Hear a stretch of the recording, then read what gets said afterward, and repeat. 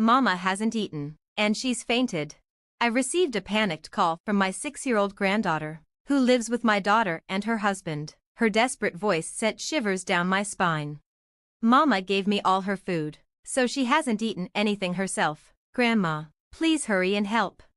My granddaughter's urgent plea painted a distressing picture of my daughter's condition, weak, barely able to move or speak. Grabbing my car keys, I whispered a prayer for her safety and rushed out of the house. Nothing could have prepared me for what awaited when I arrived. My name is Wendy, a 65-year-old widow and homemaker. 2 years ago, I lost my husband, who was 5 years my senior, and I now live alone in the spacious house we once shared. Financially, I'm secure, thanks to his inheritance and my own savings from decades of work. My only daughter, Holly, lives an hour away with her husband, Ted, and their daughter, Lynn. The joy of my life comes from their occasional visits, especially when Lynn's bright laughter fills my home. After graduating college, Holly moved to Paris, chasing her passion for French language and culture. It was there she met Ted, an ambitious professional working for an international corporation. They married and later returned to the U.S., where Holly chose to focus on raising Lynn and supporting Ted's demanding career. Ted, a graduate of a prestigious university, now holds a senior position at a leading tire company, earning respect and a comfortable lifestyle. His rise wasn't easy. His father frequently switched jobs, causing financial instability, while his mother's part-time work added little to their household income. Ted's determination to overcome these hardships earned him Holly's admiration and devotion. Ted is deeply committed to giving Lynn opportunities he never had, saving meticulously to ensure her freedom to pursue her dreams. Holly, bright and kind-hearted, shares a stable relationship with Ted despite the unconventional behavior of his parents. Lynn seems happy and thriving, and for years, I had no reason to worry until one day, everything changed. When Lynn was 4, during a visit, I noticed Holly seemed unusually fatigued. "Are you okay? You look pale. Is something wrong?" I asked with concern. "There's a small issue," she admitted reluctantly. Holly explained that they had been sending $700 a month to Ted's struggling parents, but they had recently requested more, without Ted's knowledge. "My father-in-law left his job again," she said quietly. "That's difficult, Holly. It's unfair for you both to shoulder this burden," I replied. Holly wanted to save for Lynn's future but found it increasingly challenging. Although she considered taking up work, Ted preferred she stay home with Lynn, saying, "I'd rather you focus on Lynn. I'll take care of my parents, it's my responsibility. But honestly, I don't know how long we can keep this up." Hearing this, I felt a growing unease. I suggested ways I could help, and while Ted welcomed my offer, the situation didn't improve as smoothly as I had hoped. 2 years later, a new dilemma arose. Ted was assigned an overseas project, leaving Holly and Lynn in the U.S. His parents insisted Holly and Lynn move in with them while Ted was away. Despite her reservations, Holly eventually agreed, unwilling to cause conflict. I kept in frequent contact to ensure Holly was managing. "It's okay for now," she said once. "My father-in-law's new job seems stable, and since Ted helped him secure it, things are looking up." Still, a mother's instincts don't lie, and her assurances didn't ease my concerns. Eventually, Holly stopped returning my calls altogether, leaving me in the dark for months. 6 months into Ted's absence, I finally managed to reach her. "Hi, Holly. I haven't heard from you in ages. Are you all right?" "We're fine, Mom. Just busy. I really have to go now. Sorry." Her hurried tone left me unsettled. Something was clearly wrong. Then, out of the blue, I received a startling call from Holly's phone, but Lynn's voice was on the other end. "Grandma, Mama's collapsed. She hasn't eaten any food." "Lynn, tell me what happened," I said, panic surging through me. "Mama gave me all the food we had. She hasn't eaten anything, and now she can't even talk properly. Grandma, please come help." My heart sank. Holly had taught Lynn how to use her phone in emergencies without her in-laws knowing, and now I understood why. "Stay calm, Lynn. I'm on my way. Hide somewhere safe, okay?" I reassured her, then bolted to my car. Tears blurred my vision as guilt and anger consumed me. How had I missed the signs? And how dare her in-laws neglect my daughter and granddaughter so cruelly? When I arrived at their house, I rang the doorbell frantically. No one answered at first, but after several attempts, a gruff voice finally responded. "Who is it?" "I'm Holly's mother. I need to see her," I said firmly. "You should have called first. Why are you here?" the man barked. "I'm here for Holly. Please let me in," I demanded. "They're not here. Go home," he retorted, trying to shut me out. "I know they're here. Why won't you let me see my own daughter?"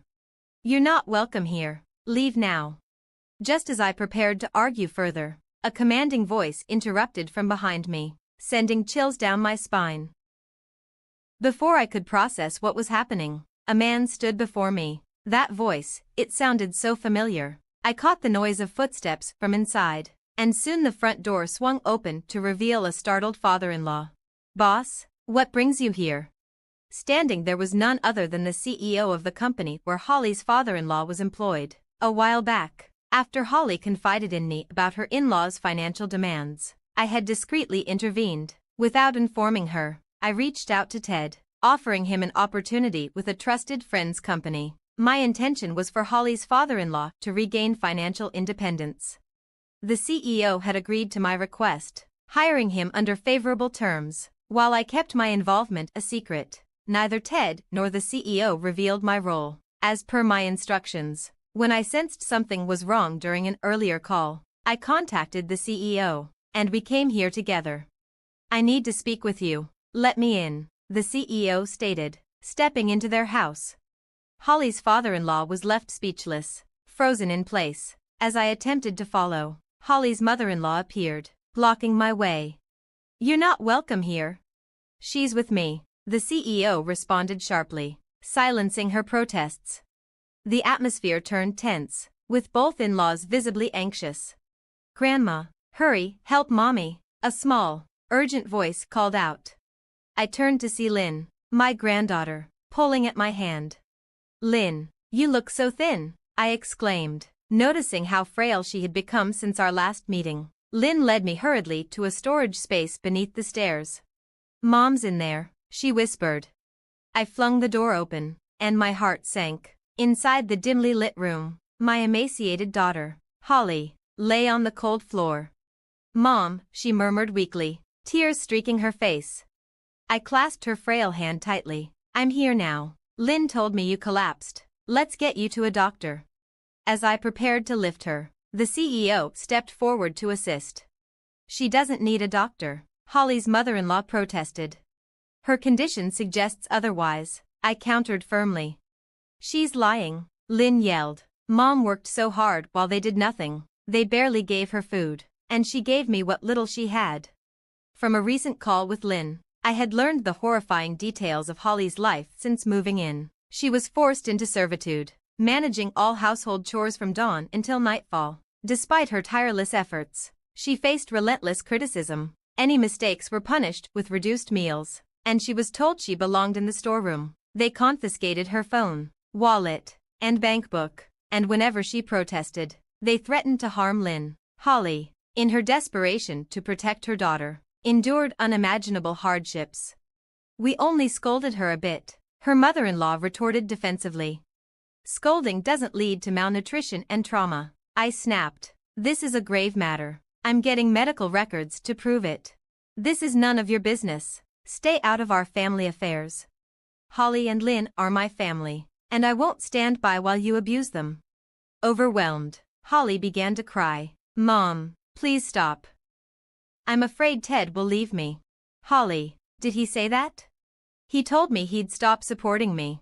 "That's odd. I spoke to Ted recently, and he said he's been sending $3,500 every month."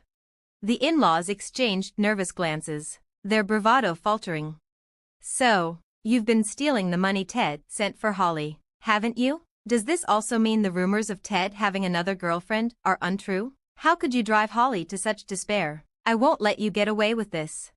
Just then, ambulance sirens sounded, and the CEO stepped outside to guide the paramedics. Seizing the opportunity, Holly's father-in-law's demeanor turned icy.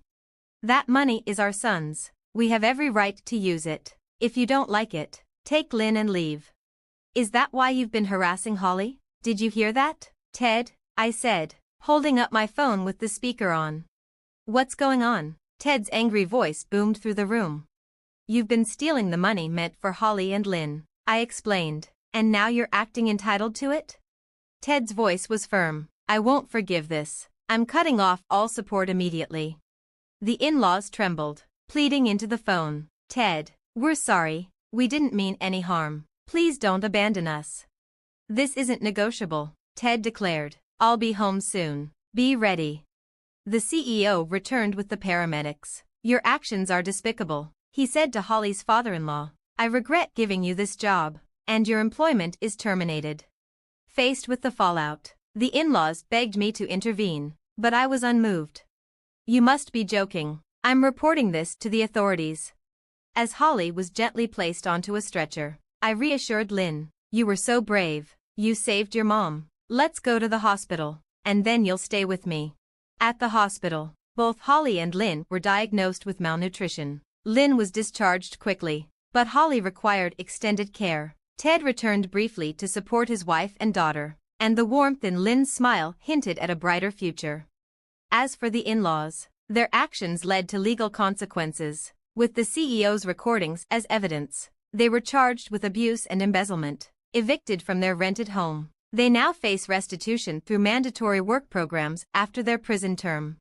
For now, my family and I are enjoying peace. When Ted returns, we plan to live together in my home, creating a nurturing environment for Holly and Lynn. I'm hopeful for the joyful moments ahead. Thank you for watching. See you in the next video. Stay inspired.